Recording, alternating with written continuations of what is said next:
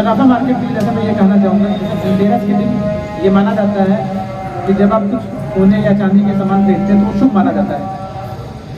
तो उस दिन आपकी बिक्री बहुत अधिक संख्या में होगी, बहुत अधिक मात्रा में होगी। कई लोग ऐसे भी हैं जो देर रात तक अपनी दुकान खोलेंगे। तो जो अपराधी तत्व हैं वो उस मौके का फ़ायदा उठाना चाहेंगे। वो किसी प्रकार की कैजुअलिटी, किसी प्रकार की दुर्घटना, लूट, स्नेचिंग ये सब कर सकते हैं। इसके लिए हम लोग लगातार गश्त करते रहेंगे, हमारी पिकेट लगी रहेंगी, हम सतर्क रहेंगे, उपस्थित रहेंगे और हमेशा आपके साथ हर मौके पर, हर कदम पर आपके साथ रहेंगे। लेकिन आपकी तरफ से मुझे एक एश्योरेंस ये चाहिए कि अगर देर रात हो रही है और कोई व्यापारी बंधु हमारा सर्राफा मार्केट का अगर ज़्यादा रात हो गई है और वो अपना पैसा लेके अपने घर तक जाने में असहज महसूस कर रहा है, उसको डर या भय का माहौल महसूस हो रहा है, तो वो हमारे थाना प्रभारी या मुझे व्यक्तिगत रूप से जो मेरा CUG नंबर है 9454401550 उस पर फ़ोन करके सूचित कर सकते हैं। हम यहाँ थाने से अपने 2 जवान आपके साथ लगा देंगे, वो आपको सुरक्षित आपके घर तक, क्योंकि बैंक में आप अगले दिन सवेरे पैसे जमा कर पाएंगे, तो रात भर उस पैसे की कैसी सुरक्षा, कैसे कस्टडी आप करेंगे, जो रास्ता है वो आपके लिए सुरक्षित रहे। उसके लिए अगर आपको हमारी मदद चाहिए तो वो भी हम करने के लिए तैयार हैं। यहाँ से 2 हमारे सशस्त्र जवान जाएंगे और आपको सुरक्षित आपके गंतव्य स्थल तक पहुँचा देंगे। इसके बाद अगर आपको लग रहा है कि आपके घर में भी अगर सुरक्षा के व्यापक प्रबंध नहीं है, वहां पर भी आपके पैसे को संकट है, तो आप उस पैसे को हमारे थाने में, हमारी कस्टडी में भी जमा करा सकते हैं। सवेरे के समय या जब भी आप चाहें उस पैसे को बाद में बैंक में आप चाहें जमा करा देंगे। उससे जैसे पिछली बार अभी देखिए घटना हुई लूट वाली, अब उसमें हम लोगों की टीम ने, हमारे थाना प्रभारी, इसके अतिरिक्त हमारे जो कप्तान साहब, अपर साहब, सबका नेतृत्व, मार्गदर्शन बहुत महत्वपूर्ण मिला और सबसे ज्यादा महत्वपूर्ण भूमिका आप लोगों की थी। कारण क्या पता है आपको? आपने CCTV कैमरे जो लगवाए हैं ना, वो समझ लीजिए तीसरी आंख है। 2 आंख से तो लोगों को दिखाई पड़ता है, लेकिन तीसरी आंख से सबको दिखाई पड़ता है। तो वो जो तीसरी आंख लग गई है, उससे हमें पता चल गया कि कौन व्यक्ति था, उसकी बाइक का नंबर क्या था, वो कहाँ कैसे भागा था, उसकी सारी चीजें हम लोगों ने ट्रेस कर ली। और फिर घेराबंदी और जो पुलिस का जो दूसरा काम होता है उस पर काम करते हुए हम लोगों ने बेहतर तरीके से उस लूट को लगभग 3.5 घंटे के अंदर उसका हम लोगों ने सफल अनावरण किया। उसमें आपकी भूमिका सबसे महत्वपूर्ण थी।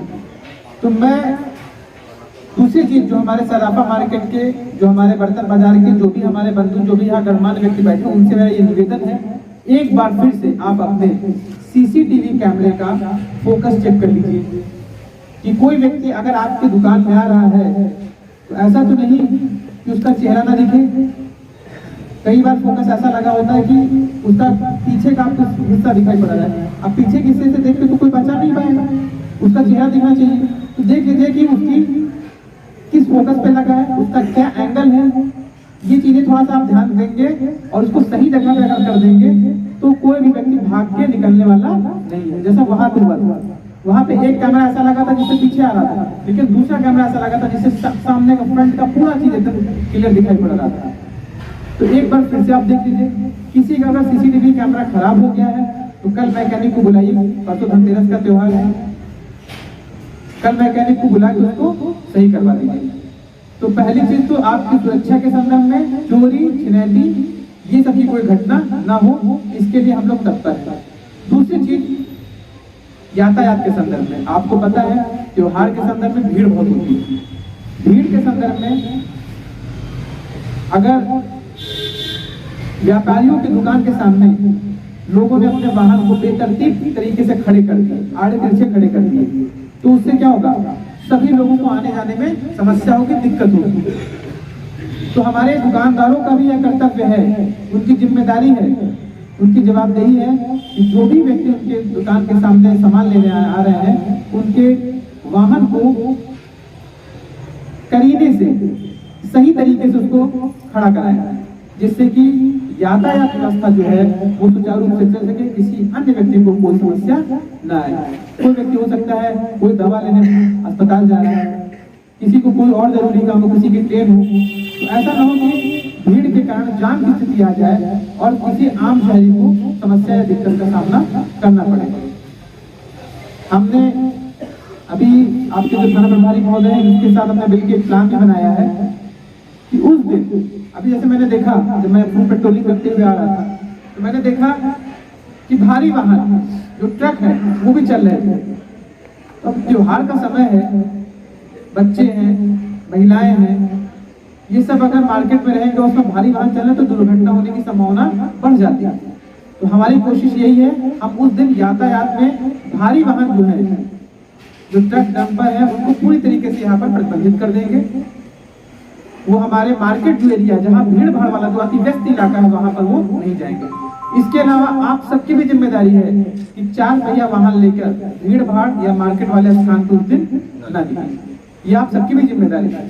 और मैं यह उम्मीद करता हूँ कि यहाँ से जाने के बाद आप अपने गली मोहल्ले में, क्योंकि यहाँ जो भी व्यक्ति आया है वो जिम्मेदार व्यक्ति है, समाज का एक गणमान्य व्यक्ति है, तो वो जहां भी जाएगा अगर आपको बात बोलेगा उस बात की कोई वैल्यू है और उस बात को लोग मानेंगे। तो मेरी पूरी आपसे उम्मीद है कि आप इस बात को और लोगों तक पहुंचाएंगे, बताएंगे और भीड़ के कारण किसी व्यक्ति को कोई दिक्कत ना आने पाए। त्योहार है, त्योहार का पूरा आनंद लीजिए, एंजॉय करिए, लेकिन कोई इस तरीके की घटना ना हो जिससे कि पुलिस प्रशासन के समक्ष कोई ऐसी बात है जिससे हमें कोई कड़ी कार्रवाई करने के लिए मजबूर होना पड़े। तीसरी चीज ये कि दिवाली के त्योहार में लोग पटाखे का प्रयोग करते हैं। पटाखा जलाते समय बहुत सावधानी रखने की जरूरत है। तो जब भी आप पटाखे वगैरह जलवा रहे हैं अपने बच्चों के साथ तो वहां जरूर रहिए, वहां पानी की व्यवस्था कर लीजिए कि अगर आग लगने की कोई स्थिति आती है तो आपके पास अगर पानी है, वैसे दुकानों में तो मैंने बोला है जो हमारे फायर एक्सटिंग्विशर होते हैं, क्योंकि मैं कई बार दुकान में गया और मैंने पूछा कि मान लीजिए अचानक से आग लग गई, आप क्या करेंगे? लोगों के पास कोई उत्तर नहीं है। तो आप खुद से प्रश्न पूछिए कि अगर आपके पास दुकान लग जाएगी, आपकी लाखों की दुकान है, पाई पाई जोड़ के कितनी मेहनत से आपने दुकान को बनाया है, मेहनत से उस पूरी संपत्ति को खड़ा किया है, तो अगर कोई ऐसी दुर्घटना होगी तो आप क्या करेंगे? तो आपके पास कोई उत्तर नहीं रहता। तो एक फायर एक्सटिंग्विशर होना चाहिए, एक जो सिलेंडर होता है कार्बन डाइऑक्साइड का, वो अगर रहेगा, कोई आग की स्थिति आई तो आप उस पर तुरंत नियंत्रण कर सकते हैं। इसके अलावा बालू की बाल्टी होती है, उसका प्रयोग आप कर सकते हैं। साथ ही साथ पानी की व्यवस्था कर सकते हैं। तो जहां पर भी पटाखे वगैरह जलाने की व्यवस्था है वहां पर ये चीजें आप जरूर ध्यान दीजिए। पटाखे वाला जो मार्केट है वहां पे ये जरूर ध्यान दीजिएगा कि हैलोजन का यूज ना कीजिए। हैलोजन जो होता है, अगर किसी कपड़े या किसी ज्वलनशील पदार्थ के अगल बगल आ जाए तो वहां पर क्या होता है, आग लगने की संभावना बढ़ जाती है। और अगर पटाखे के पास कोई चिंगारी पहुंच गई तो आपको उसका प्रभाव पता है। मिलक में एक दुर्घटना इस तरीके से, मैं अभी पिछले वर्ष का त्योहार रजिस्टर पढ़ा रहा था तो उसमें मुझे देखा ही है किस तरीके की दुर्घटना हुई। तो हमारे सैफनी थाना क्षेत्र में इस तरीके की कोई घटना ना हो, बिना किसी कैजुअलिटी के, बिना किसी दुर्घटना के हम लोग हंसी खुशी सारे त्योहार मनाए। जिस तरीके से हमारे पहले के त्योहार दशहरा, मिलादुन नबी, वाल्मीकि शोभा यात्रा, ये सब चीजें गुजरी हैं, उसी तरीके से हमारा दीपावली का भी त्योहार सकुशल गुजरे। इसके लिए आप सभी लोगों को जो मैंने अलग अलग आयाम बताए, चाहे वो यातायात ट्रैफिक के संदर्भ में हो, चाहे सराफा मार्केट में सुरक्षा के संदर्भ में, या पटाखे में जो आग लगने की दुर्घटनाएं हो सकती हैं उसके लिए, तो इन तीनों चीजों पे आपको विशेष रूप से ध्यान देने की जरूरत है।